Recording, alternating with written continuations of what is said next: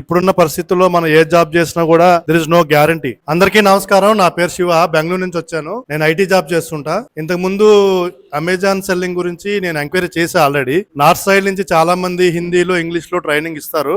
ఒక online course కూడా నేను ఎన్రోల్ అయ్యాను ఇంతకు ముందు, కానీ ఆ వీడియోస్ నేను ఎప్పుడు చూడలా, ఊరికే అలా వెబ్సైట్ లో పడున్నాయి అంతే. ఆ తర్వాత నేను ఇన్స్టాగ్రామ్ లో స్క్రోల్ చేసినప్పుడు సురేందర్ గారిది తెలుగులో చెప్పడం నేను చూసాను అనమాట.